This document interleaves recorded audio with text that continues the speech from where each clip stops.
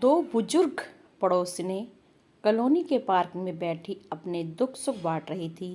पहली ने हाथ पकड़ लिया। मैंने पहले ही समझाया था, बहू लानी है तो उसका घर परिवार संस्कार देखिए, मगर आप सिर्फ गोरा रंग देख रही थी। दूसरी की मायूसी बढ़ गई।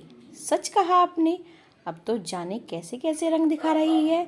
और आप भी तो जो वाली बहू की जिद कर बैठी थी। अब इस उम्र में सारी जिम्मेदारी आप पर छोड़ वो अपनी नौकरी में मगन हो गई। ये भी ठीक नहीं है।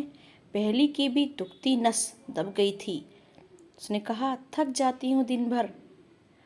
कहूँ भी कैसे, मर्जी तो मेरी ही थी। क्या गपशप चल रही हैं? मिसेज वंदानी टहलते हुए वहीं रुक गई।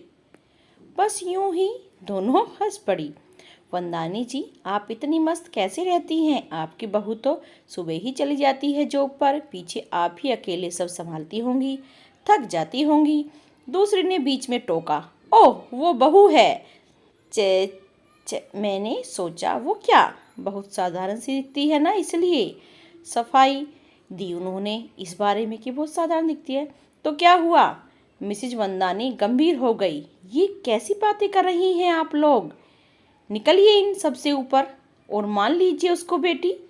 मेरी बेटी साधारण नैन नक्श की होती तो क्या उसे प्यार नहीं करती, ठुकरा देती? वो भी किसी की बेटी है और अब मेरी बहू है। जब तक वह घर में रहती है सब करती है, बाहर जाती है तब मैं संभालती हूँ। इस बहाने मेरा चलना फिरना, आउटिंग सब हो जाता है। अंधेरा हो रहा है, मुझे पोती के साथ मार्केट भी जाना है। याद रखिए, हर रिश्ता प्यार का, इज्जत और अधिकार मांगता है। मिसेज मंदानी ये कहकर वहाँ चली जाती हैं। दोनों एक दूसरे को देखकर सोच रही थी, अब भी अपना रोया जाए क्या, या एक नई शुरुआत की कोशिश की जाए।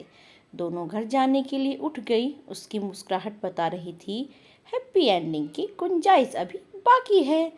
हर रिश्ते में नई शुरुआत हो सकती है और करनी भी चाहिए, क्योंकि जीवन बार बार नहीं मिलता, एक बार मिलता है।